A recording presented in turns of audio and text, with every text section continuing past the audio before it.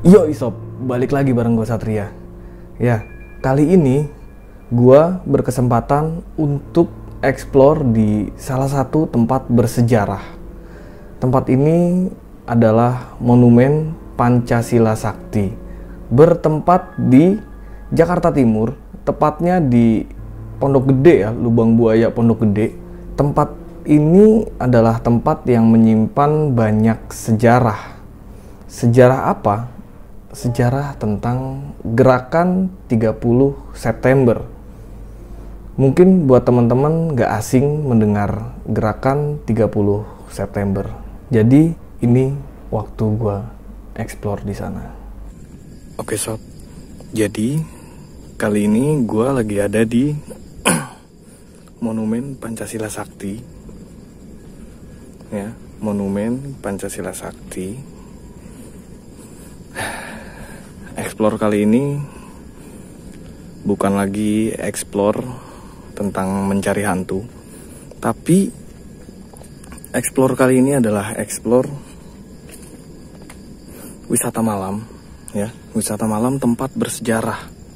Karena tempat yang gue explore kali ini adalah tempat di mana pernah dipakai atau bisa dibilang juga saksi bisu dari kekejaman PKI pada masa itu. Wow. Kekejaman PKI, saksi gerakan 30 September.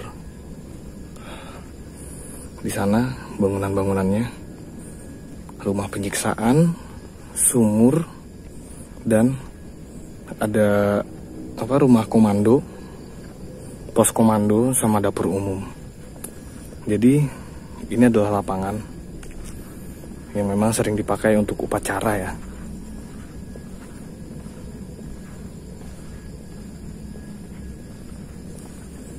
Kita berjalan perlahan menuju ke ruangan-ruangan atau bangunan-bangunan yang memang menjadi saksi bisu. Di sini ada 2 gapura. Gapura ini bertuliskan Pancasila. 1. Ketuhanan yang Maha Esa. 2. Kemanusiaan yang adil dan beradab. 3. Persatuan Indonesia. 4. Kerakyatan yang dipimpin oleh hikmat kebijaksanaan dalam permusyawaratan perwakilan. 5. Keadilan sosial bagi seluruh rakyat Indonesia. Nah, setelah tadi gua sampai di Tugu atau di Gapura ya, Gapura yang bertuliskan Pancasila, itu saat gua naik ke atas tangga, itu langsung menuju ke arah sumurnya, ke arah sumur lubang buayanya. Cuman gua nggak langsung ke arah sumur tersebut, gua menuju ke rumah penyiksaan sob. Gua nggak mau langsung ke sumur itu. Di sebelah kiri gue ini adalah rumah penyiksaan. Jadi ke-7 jenderal itu sebenarnya ada 6 jenderal, dan yang satu itu adalah letnan. Letnan Pierre itu adalah ajudan dari Jenderal Aha Nasution. Jadi ini rumah penyiksaannya itu udah ditutup dengan kaca seperti ini sob. Kita nggak bisa masuk, cuman kita bisa ngintip. Kita buka dulu kacanya.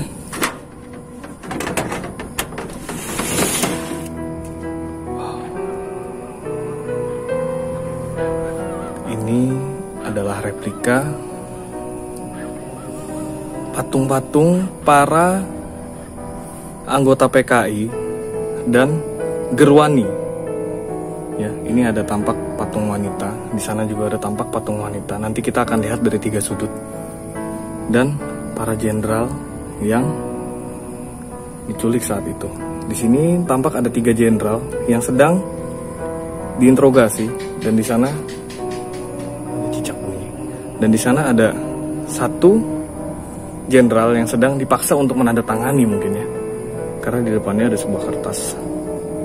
Dan di sini ada kayak plat gitu. Nggak kebaca tulisannya. Dan di sini ada tulisan, kita bisa baca.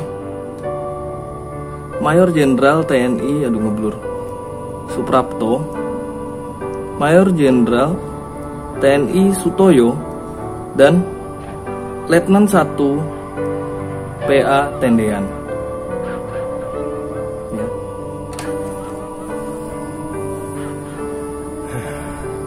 Jadi di situ ada Letnan Pierre, ada Mayor Sutoyo, dan Jenderal Suprapto. Ya. Ini adalah gambaran pada masa itu. Miris sih kalau kita lihat, dan cukup lumayan menyedihkan karena ini kejadian nyata yang memang dijadikan replika. Astagfirullahaladzim. Dan di tempat ini juga mereka disiksa. Oke, kita lihat dari sudut yang lain ya. Ini kita tutup dulu.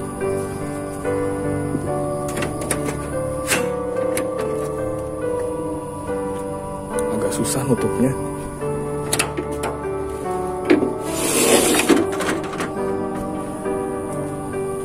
Kita ke sudut yang sebelah kiri.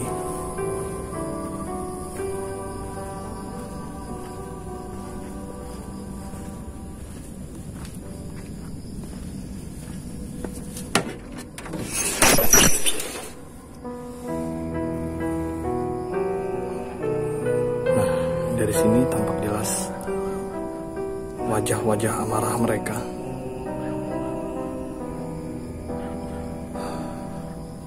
Cukup merinding sih sob. Cukup membuat bulu kuduk saya merinding. Karena saya jadi membayangkan bagaimana situasi dan kondisi saat hal ini terjadi.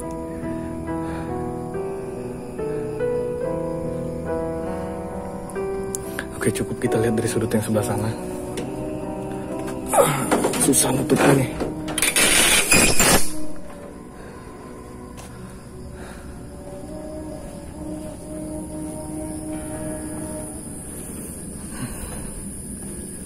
Tempat yang memang menyimpan sejarah kelam pada masa itu.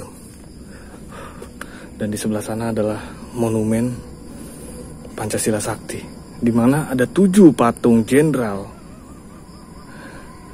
yang berdiri tegak di depan patung Garuda Pancasila. Nanti kita akan ke situ, cuman kita ke jendela ini dulu.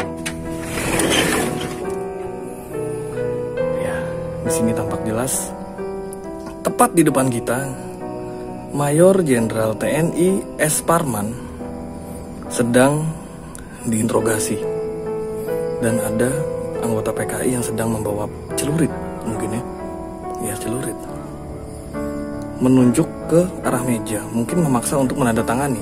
Karena pada zaman itu, kalau nggak salah ya sejarahnya, para jenderal ini tuh dipaksa untuk menandatangani surat mengakui bahwa mereka adalah Dewan Jenderal yang memang ingin mengkudeta Soekarno pada masa itu. Di sini ada anggota dari Gerwani. Ya mungkin buat teman-teman yang nggak tahu, Gerwani itu apa? Gerwani itu adalah gerakan wanita pada masa itu yang direkrut oleh PKI, dilatih militer, dipersenjatai. Kurang tahu juga untuk sejarahnya. Sejarahnya itu memang panjang. Kalau gue mau cerita sejarahnya di sini, gue nggak tahu video ini akan jadi berapa panjang durasinya. Ini ada anggota PKI, dan di depan sana ada 2 jenderal dan 1 letnan yang sedang menunggu. Sumpah demi apapun, gue merinding, gue sedih ngelihat hal seperti ini, dan gue berharap ini tidak akan pernah terjadi lagi. Mudah-mudahan para jenderal ini bisa ditempatkan di tempat yang terbaik di sisinya. Kita tutup lagi.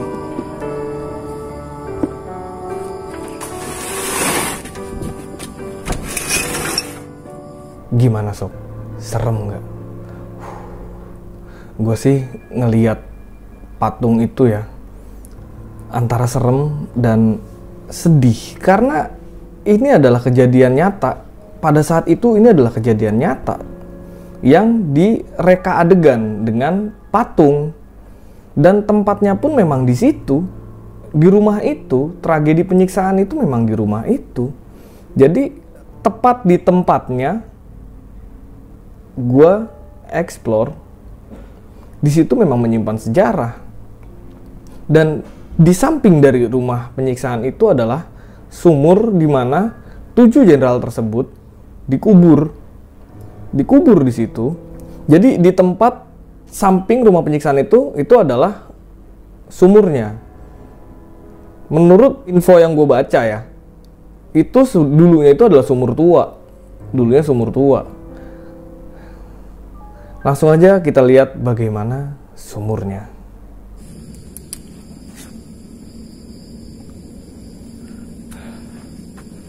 Oke, kita coba lihat ke sumurnya dulu, karena deket ya.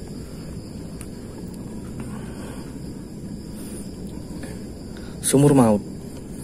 Pada tanggal 1 Oktober 1965, PKI menggunakan sumur tua sedalam 12 meter dan berdiameter 17 cm ini untuk mengubur 7 jenazah pahlawan revolusi. Wow, sungguh kejam era itu. Kita langsung melihat ke sumurnya. Dan buat teman-teman, ini adalah sumur asli. Sumur tua asli dan nyata. Disinilah tragedi di mana hal itu terjadi. Bisa teman-teman lihat, gue nggak boleh masuk ke situ ya, karena ada peraturan di sini. Dan di sini ada tulisan,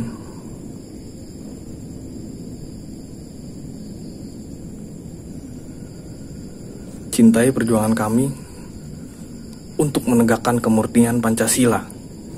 Tidak mungkin dipatahkan hanya dengan mengubur kami dalam sumur ini.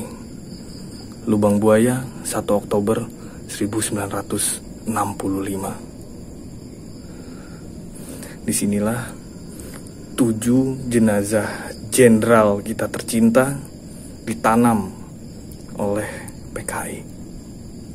Wow.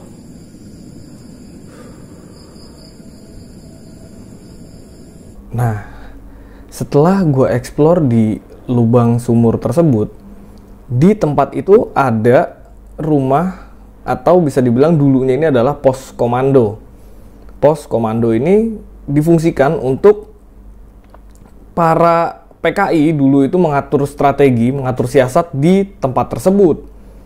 Jadi gue explore di situ juga, dan di dekat situ juga ada satu bangunan lagi yang diperuntukkan untuk dapur umum. Jadi pada masa itu tempat itu dipakai untuk masak, kepentingan dan kebutuhan para pemberontak PKI ini. Ya, ini adalah bangunan pos komando. Pada tanggal 1 Oktober 1965, rumah ini digunakan sebagai pos komando bagi pasukan G30 SPKI yang bertugas menculik para pahlawan revolusi.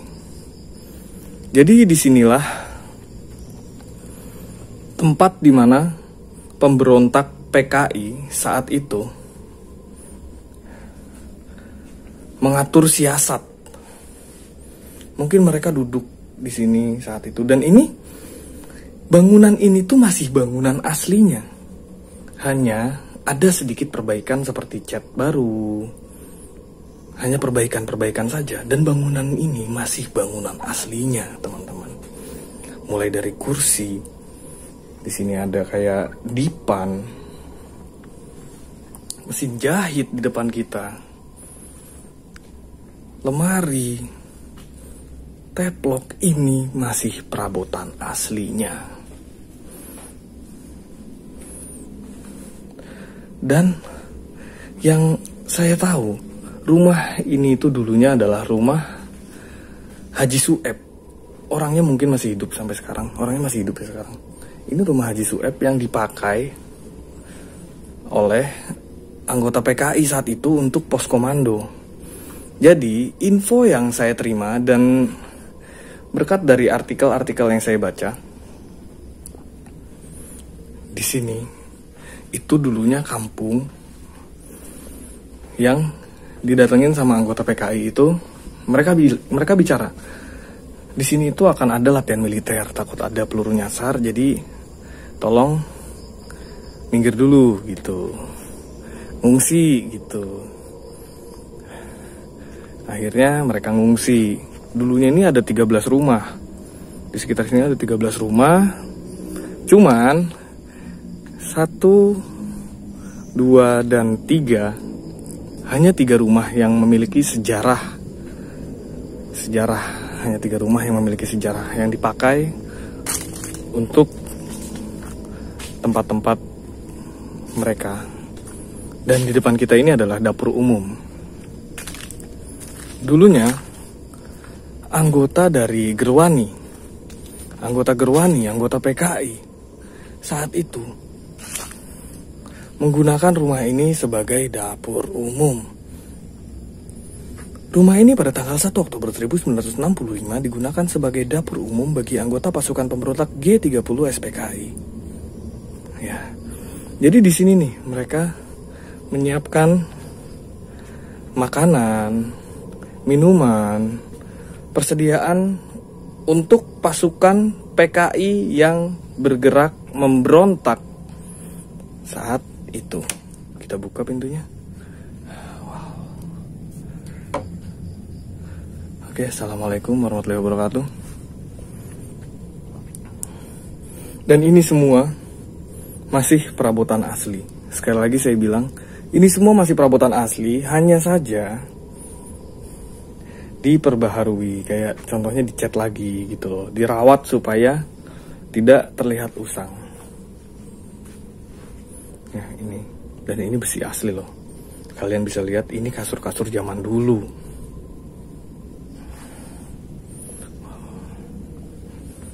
Dan di sini juga ada catatan. Koleksi ini merupakan bukti sejarah dari peristiwa sebelum dan sesudah G30 SPKI, terdiri dari bla bla bla bla bla bla.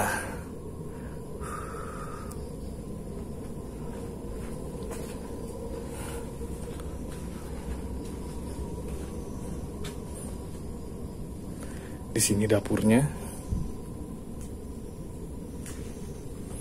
Dan di sini ada tulisan lagi nih.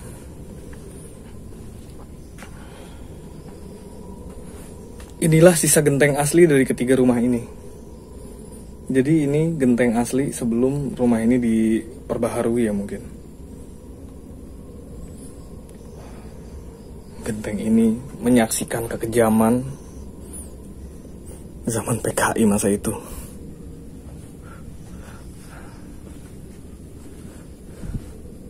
Penggorengannya juga penggorengan zaman dulu banget. Kita langsung keluar aja.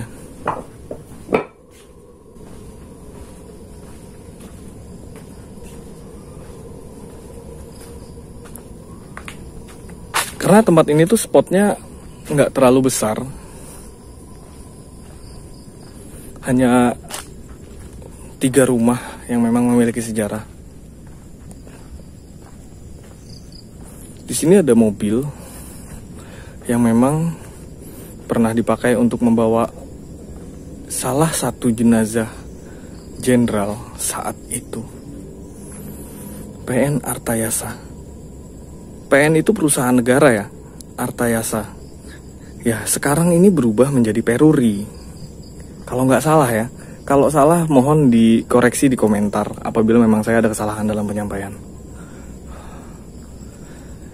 Tapi setahu saya ini mobil tuh hanya replika. Karena mobil yang aslinya itu tidak ditemukan.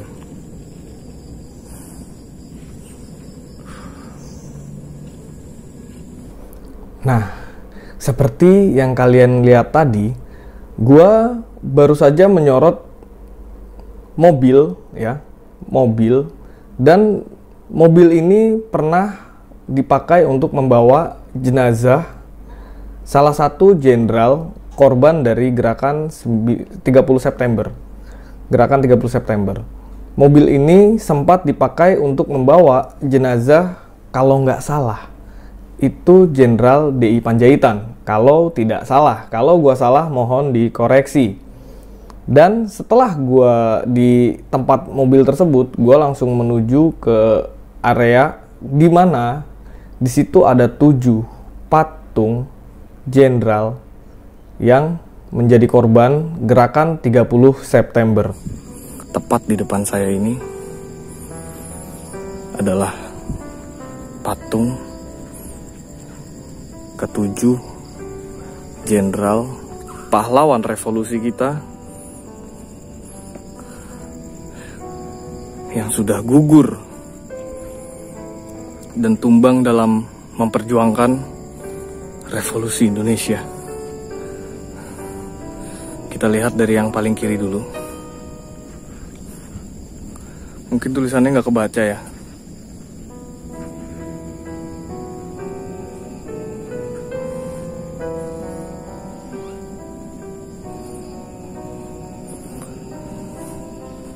Tulisannya nggak kebaca karena gue terlalu pendek. Di sini ada Mayor Suprapto. Dan setahu gue ini adalah Mayor Jenderal Ahmad Yani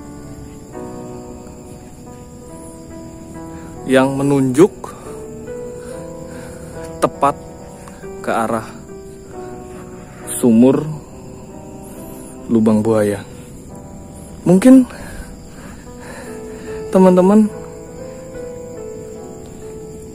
agak aneh ya, kenapa hanya satu jenderal yang menunjuk ke arah sumur? Dan apa arti dari beliau menunjuk ke arah sumur? Itu sebenarnya mungkin gue mengartikan dari apa yang gue lihat dan mencoba untuk menafsirkan makna dari patung ini. Ini cuman kayak apa ya, pemahaman gue pribadi aja. Jangan dijadiin perdebatan. Mungkin maksudnya adalah